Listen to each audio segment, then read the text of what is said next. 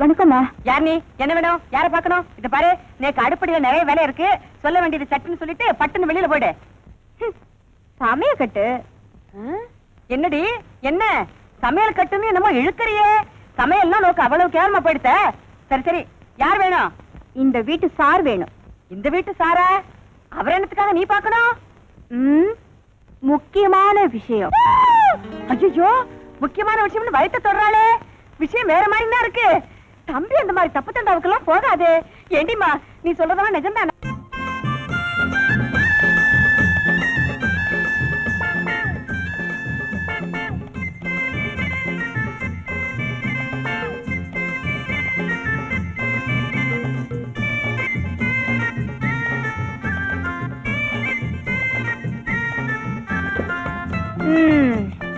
இன்னைக்கு நல்ல நேரத்திலே ஒரு கெட்ட நேரம்.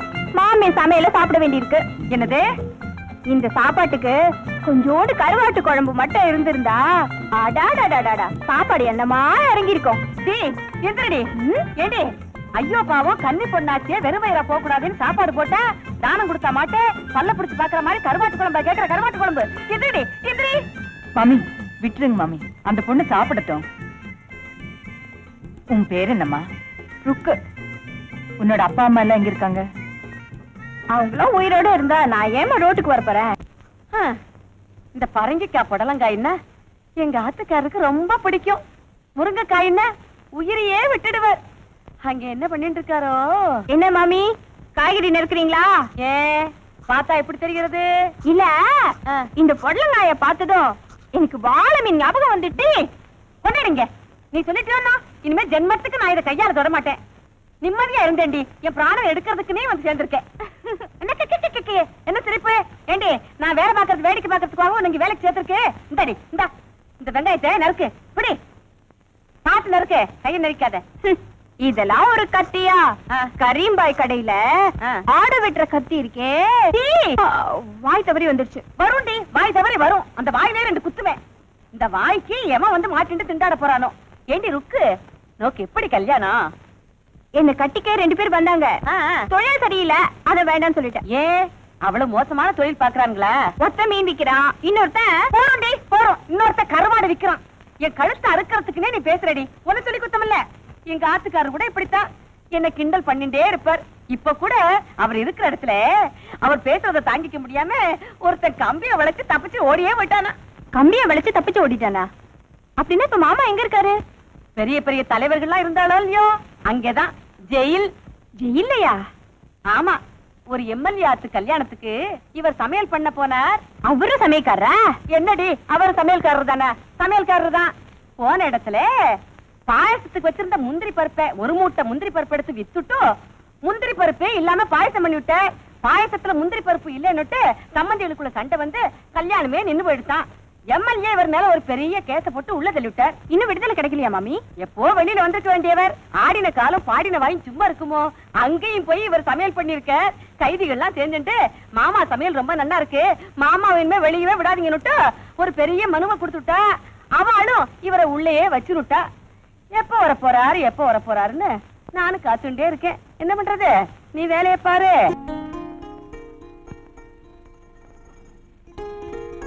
என்ன மாமி, நீங்களும் விஜயும் என்ன எந்த வேலையும் செய்ய விட மாட்டேங்கிறீங்க. நல்லா இருக்கு. விஜய் உங்களை பூ மாதிரி வச்சுட்டு இருக்கான். நீங்க வேலை செய்யறத பார்த்தானோ எனக்குன்னா சீட்டுக்களையும். எப்படியோ நீங்க 2 பேரும் சேர்ந்து என்ன ஒரு குழந்தையாக்கிட்டீங்க. வெளியில யாரும் அம்மான்னு கூப்பிடுறாங்க, முதல்ல அதை போய் பாருங்க. அவன் அம்மான்னு கூப்பிடுறதுல என்ன தெரியலீங்க. யாராவது பிச்சைக்காராளா இருக்கும். இந்த முகமடி திருடாள்லாம் வந்தாலும் வந்தா அவளுக்கு பயந்துண்டே இந்த ரா பிச்சைக்காராள்லாம் பகல்லே பிச்சை எடுக்க ஆரம்பிச்சுட்டா. யாருன்னு பார்த்துட்டு இருந்தேன். அம்மானு கூப்பிட மட்டும் தெரிகிறது. கையில பாத்திரம் ஒண்ணு எடுத்து வர இல்லையா? சத்தே பழைய சாதம் எடுத்துட்டு வர்றேன். பழைய சாதமா? பட்டு பட்டுவா? எடுத்து அழப்ப கட்டுங்க. கட்டல போறவனே பட்டுன்னு பேர சொல்லியா கூப்பிடுறேன். பட்டு பட்டு வாயிலே போட்டுடுறேன். ஏண்டா பகல்ல பிச்சை எடுக்கிறதையே பேர சொல்லி கூப்பிடுறேன். ராத்திரில பிச்சை எடுக்க வந்தா என்ன பண்ணிருப்பேன்? கையை பிடிச்சு எடுத்திருப்பேன். கை நீட்டாவே வெட்டிடுவேன்டா. நான் தான் சமையல் சாம்பு. சமையல் சாம்பு எங்க ஆத்துக்காரன்னா? ஐயோ, ஆத்துக்கார பேர சொல்லிட்டேனே. சிவசிவா, எங்க இருந்து அவதிப்படுறேடோ. அடியே, நான் தான் ஆம்படையா. ஏன் ஆம்படையானா? நீரா? நம்ப முடியலையே. அந்த முக்காட்டு இடம் தெரியும், நன்னா தெரியும். ஐயோ, நீங்களே தான். அந்த பல்லு ரெண்டு வெளியில தெரியுது. ஐயோ, என்னன்னா இது? அடுத்த மாசம் தான் நீங்க விடுதலை இவரதா இருந்தது. இப்படி வந்து பொசுக்கு நிக்கிறேனே, அவளே விட்டுட்டாளா இல்ல ஜெயில் கம்பியை உடச்சிட்டு வந்துட்டா? அவ்வளவு தைரியம். அதானே, அவளே அனுப்பிச்சுட்டா. அவளே விட்டுட்டாளா? பட்டு, என்னன்னா நாம 2 பேரும் பிரிஞ்சிருந்தது போதும். வாடி நம்ம ஆத்துக்கு போவோம். என்ன அழைச்சிட்டு போறதுக்காக வந்திருக்கேளா? சத்த, நீங்க உள்ள வாங்க. மீனாட்சி அம்மா சொல்லிட்டு போயிடுவான். மீனாட்சி அம்மா, மீனாட்சி அம்மா. என்ன மாமி, வெளியிலே வச்சு சாதம் போட்டு அனுப்பாம ஏன் உள்ள கூட்டிட்டு வந்தீங்க? பாத்தேளா, மீனாட்சி அம்மா என்ன சொல்லிட்டான்னு பாத்தேளா? வந்ததுதான் வந்தேன், சவரம் பண்ணிட்டாவது வந்திருக்கலாம். மீனாட்சி அம்மா, இவர்தான் எங்க ஆத்துக்காரர். நிஜமாவா? நம்பிக்கை வரலையா? வராது. இப்படி பாதிய சேட்டமா வந்துருந்தா எப்படி வரும்? கொஞ்சம் திரிங்கள. போதும், சத்தியமா இவர்தான் எங்க ஆத்துக்காரர். ஜெயில இருந்து விடுதலையாகி என்ன அழைச்சிட்டு போறதுக்காக வந்திருக்கார். நீங்க என்ன சொல்றேன்? சந்தோஷமா போயிட்டு வாங்க. கணவன் கூட இல்லாம வாழற வாழ்க்கை எப்படி இருக்கும்னு எனக்கும் தெரியும். போயிட்டு வாங்க. நான் இந்த ஆத்துல இருந்த வரைக்கும் என்ன ஒரு சமையல்காரியா நினைக்காம உங்க சகோதரியா நினைச்சிட்டு இருந்தேன். நான் எப்படி நன்றி சொல்றதுன்னே எனக்கு புரியல. ருக்கு உங்களை நன்னா பாத்துக்குவா. நான் போயிட்டு வரேன். மாமி, கொஞ்சம் இருங்க.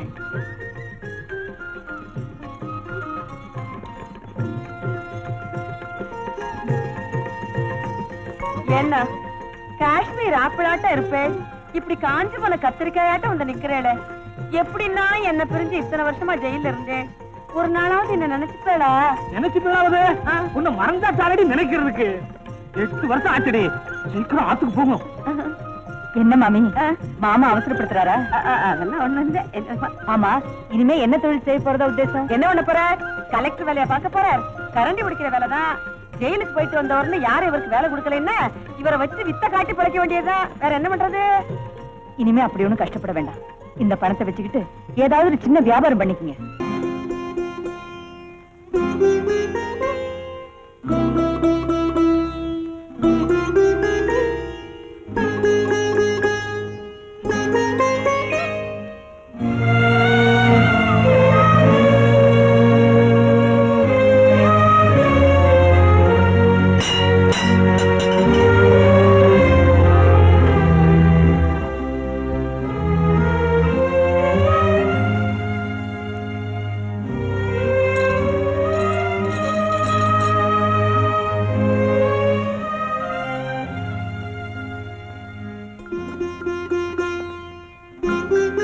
ஏமா, என்ன கூப்பிட்டுக்க கூடாதா?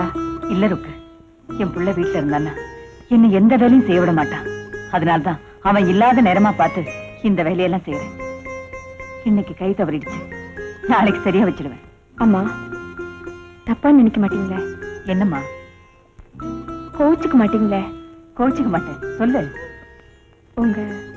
உங்க காலை எப்படி இப்படி ஆச்சுன்னு போன ஜென்மத்துல நான் ஏதோ பாவம் பண்ணிருக்கேன் போல இருக்கு. அதனாலதான் இந்த ஜென்மத்துல ஆண்டவனை தண்டிச்சுட்டான்.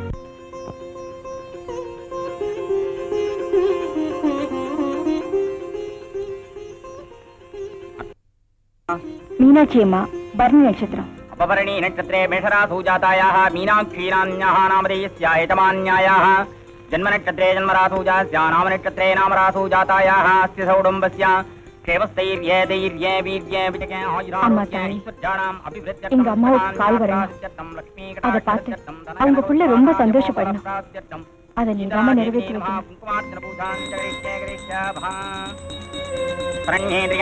देवी नारायणि नमोस्तुते. என் வேண்டுதலை நிறைவேற்றி வச்சேன்னா என் தலைமுடிய உனக்கு காணிக்கையா தரேம்மா. ஏம்மா, பெண்ணுக்கு தலைமுடிதானே அழகு, அதையே காணிக்கையா கொடுக்குறேன்னு சொல்றியே? எங்க அம்மாவுக்காக என் உயிரையும் கொடுப்பேன். அண்ணாருமா, நீங்க பூஜை பண்ணிட்டு வரேன்.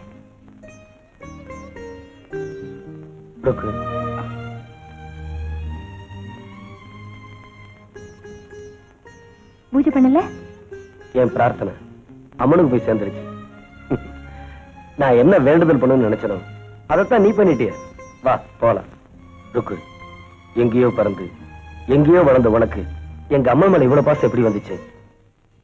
நான் யாருமே இல்லாத அனாதையா தெரிஞ்சவன். ரோட்ல படத்தை போட்டுட்டு யாராவது 5 பைசா போடுவாங்களா 10 பைசா போடுவாங்களா ஒருவேளை சோறாவது ஒழுங்கா கிடைக்குமான்னு ஏங்கிட்டு இருந்தேன். அப்படி இருந்த என்ன பக்கத்துல உட்கார வச்சு பெத்த தாய் மாதிரி சோறு போட்டு கவனிக்கிறாங்க உங்க அம்மா. சுருக்கமா சொன்னா இந்த எருக்கும் பூவியே ஏத்துக்கிட்ட அம்மன் அவங்க. நான் உங்களுக்கு வேலை செய்யதான் நினைக்கல, சேவை செய்யறதா நினைக்கிறேன். வீட்டுக்கு தானே போற? கார்ல இருக்க? வேண்டாம், நான் நடந்தே போறேன். எங்க அம்மா உனக்கு அவங்க மனசுல இடம் கொடுத்துட்டாங்க. நான் கார்ல இடம் கொடுக்க கூடாதா? உட்கார். மிஸ்டர் விஜய், நான் கேட்ட பணத்தை நீங்க கொடுத்துட்டீங்க. நீங்க கேட்ட விடுதலைய உங்க ஃப்ரெண்டுக்கு வாங்கி கொடுக்க வேண்டியது ஏன் பொறுப்பு. மேடம், என்கிட்ட வேலை செஞ்சாங்கிற ஒரே காரணத்துக்காக அப்பு தன்னோட உயிருக்குயிரான காதலை இழந்துட்டான். அது மட்டும் இல்ல, இன்னைக்கு தான் செய்யாத கொலைக்காக ஜெயில்ல. கவலைப்படாம போங்க.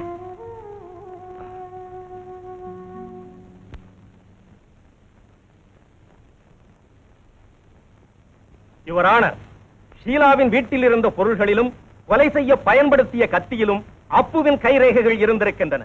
வீட்டில் தனியாக இருந்த ஷீலாவை அப்பு பலவந்தமாக கற்பழிக்க முயன்றிருக்கிறார். அது முடியாமல் போனதாலும் ஷீலா போலீசுக்கு போன் செய்ததால் ஆத்திரம் அடைந்ததாலும் ஷீலாவை அப்பு கொலை செய்திருக்கிறார். இது நிபுணர்களின் சாட்சியத்தின் மூலமும் அப்புவை கைது செய்த இன்ஸ்பெக்டரின் சாட்சியத்தின் மூலமும் உறுதியாகிறது. எனவே குற்றவாளிக்கு தகுந்த தண்டனை வழங்கும்படி கனம் கோத்தார் அவர்களை கேட்டுக்கொள்கிறேன். எதிர்த்தரப்பு வக்கீல் தனது குறுக்கு விசாரணையை தொடங்கலாம். யுவர் ஆனர், எனது கட்சிக்காரர் அப்பு இந்த கொலையை செய்தார் என்பது மிகவும் கற்பனையான குற்றச்சாட்டு. அப்புவும் ஷீலாவும் காதலர்கள். வழக்கம் போல் அப்பு ஷீலாவை சந்திக்க வீட்டிற்கு சென்றிருக்கிறார். இதை பயன்படுத்திக் கொண்ட கொலைகாரன் தான் செய்த கொலையை அப்பு செய்ததாக நம்ப வைத்திருக்கிறான். வீட்டில் உள்ள எல்லா பொருள்களிலும் அப்புவின் கைரேகை இருக்கிறது. கொலை செய்ய பயன்படுத்தப்பட்ட கத்தியிலும் அப்புவின் கைரேகை இருந்திருக்கிறது. ஆனால் அறுத்து வீசப்பட்ட டெலிபோனில் இவருடைய கைரேகை இல்லை. கொலைகாரன் கையுறை மாட்டிக்கொண்டுதான் கொலையும் செய்திருக்கிறான், போனையும் அறுத்திருக்கிறான். அதனால்தான் அவனுடைய கைரேகை அந்த வீட்டில் எந்த இடத்திலும் இல்லை. அங்கு சென்று பார்த்த அப்பு ஷீலாவை காப்பாற்றும் முயற்சியில் போலீஸ்க்கு தகவல் கொடுப்பதற்காக டெலிபோனை பார்த்திருக்கிறார். ஆனால் ஏற்கனவே அது துண்டிக்கப்பட்டிருந்ததால் அதை இவர் தொடவே இல்லை. அதனால்தான் இவருடைய கைரேகை டெலிபோனில் மட்டும் இல்லை. யுவர் ஆனர், ஷீலாவின் கை நகை இடுக்குகளில் ரத்தத்துடன் கூடிய சதை துணுக்குகள் இருந்ததாகவும் அந்த ரத்தம் பி குரூப் எனவும் ரிப்போர்ட்டில் கூறப்பட்டிருக்கிறது. அதாவது கொலைகாரன் கொலை செய்ய முயற்சித்த போது தன்னை அவனிடமிருந்து காப்பாற்றிக் கொள்ள ஷீலா தன் கை நகங்களால் அவனை கீறி இருக்கிறாள். அப்படி அப்புத்தான் இந்த கொலையை செய்தார் என்பது உண்மையானால் அவர் உடம்பில் நகக்கீறல்களால் ஏற்பட்ட காயங்கள் இருந்திருக்க வேண்டும். ஆனால் அப்படி எந்த காயங்களும் இல்லை என்று டாக்டரின் ரிப்போர்ட் கூறுகிறது. அது மட்டுமல்ல, ஷீலாவின் விரல்களில் ஒட்டியிருந்த ரத்தம் பி குரூப்பை சேர்ந்தது. எனது கட்சிக்காரர் அப்புவின் ரத்தம் ஏ குரூப்பை சேர்ந்தது. அதற்கான ஆதாரத்தை கனம் கோட்டாரின் முன் சமர்ப்பிக்கிறேன்.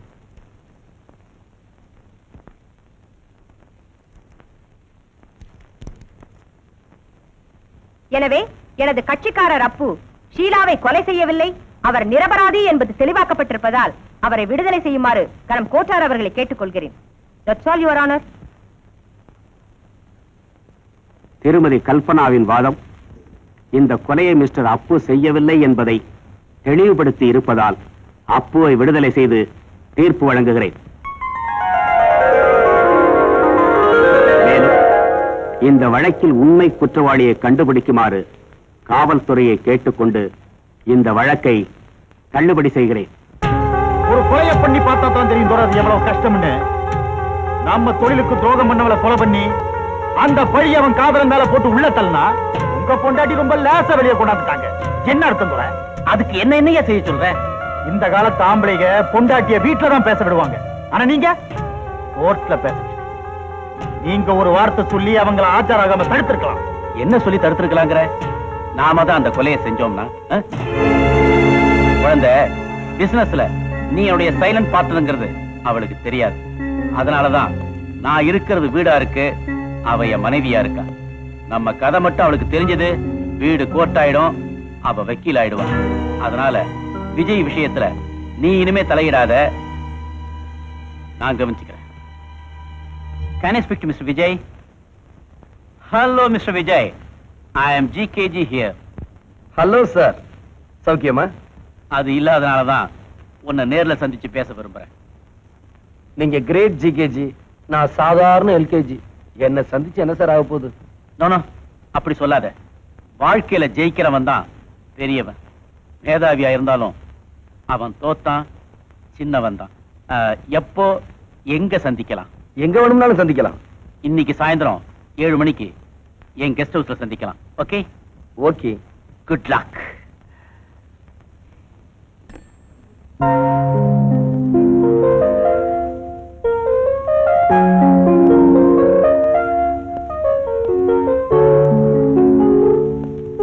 Mister GKG. ஹலோ விஜய், சொன்ன டயத்துக்கு வந்துட்டியே.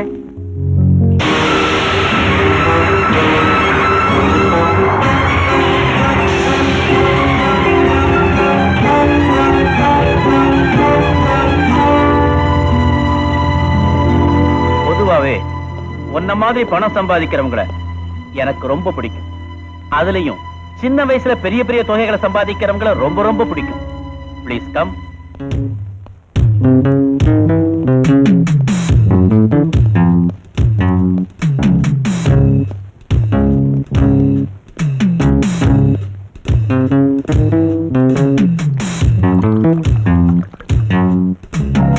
விஜய், என்னுடைய அனுபவமும் உன்னுடைய திறமையும் ஒன்னா சேர்ந்தா இந்த கஷ்டமான தொழில நம்ம மிஞ்சறதுக்கு ஆளே கிடையாது.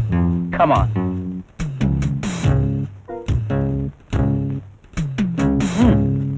Come on.